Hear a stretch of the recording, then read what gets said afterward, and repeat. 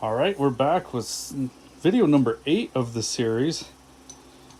We're gonna do the buffer tube, the castle nut on all the parts there, and the rear takedown and the rear takedown detent. So first thing, and this gets complex because you're going to be working in so many different areas.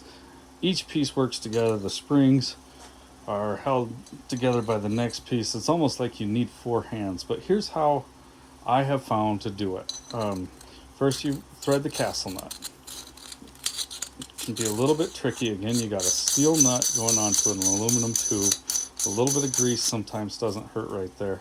And then this plate, notice that tab sticks up.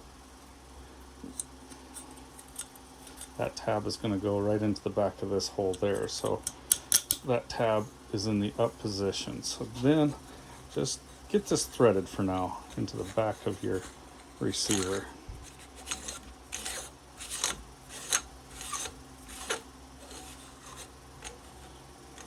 I'm just going to leave it there for a minute. Your small takedown pin,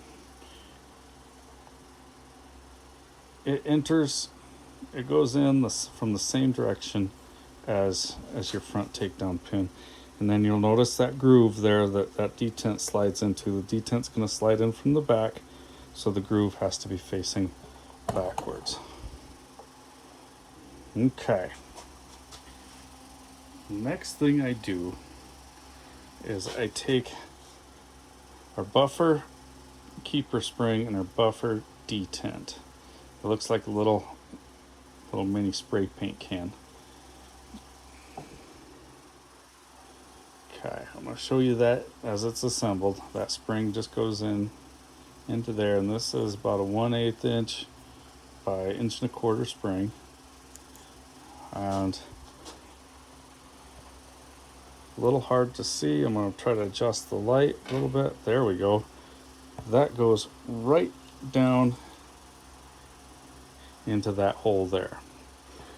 Got some tightening to do on my camera stand. And take a punch, push that down. Need a smaller punch, just a second. Pushing that down out of the way. Now I'll turn this clockwise. The hard part to describe here is how far to turn it into place, okay? You want to go in as far as you can without this buffer tube here coming out past flush into the way of where your upper receiver is going to come down. So there we are. Now notice that notch is lined up with our detent. Now I take that, go 1/4 turn off, go 1/4 turn back the opposite direction. And the reason for that is we want to expose this little pinhole right in the back of the gun. I don't know if you can really see that. There we go. That little pinhole right there. That is where your takedown detent, this little dude, I got too much going on. This little tiny dude right here, takedown detent, goes right into there, followed by your takedown detent spring. Pushes that in. Come out here a little bit. Rotate this with a little pressure on the spring. Rotate this. Make sure that detent is in that and it doesn't rotate. Okay.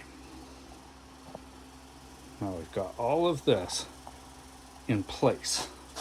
Like I said, everything holds everything. So once we get all to here, now we can press this spring. Sometimes you have to push this down at the same time. that buffer detent, you have to push that down and push that. Compress this little spring so it fits behind that plate, and line the plate back up, and you rotate it back in. This should pop back up into place. That buffer detent should pop back up into place.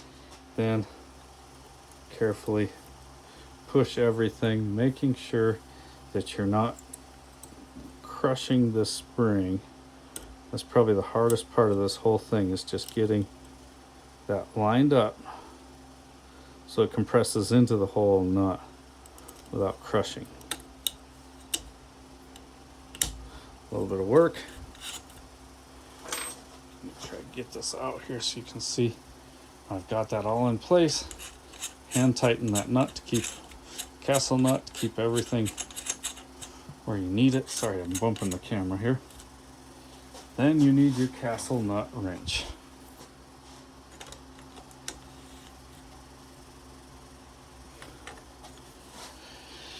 There it is. A lot of people just peen that little plate there to keep that castle nut wrench from turning. I prefer just putting a little extra pounds into my, and then I can take it apart easier if I need to. And that is the complete assembly of your takedown pin. Notice it won't come all the way out.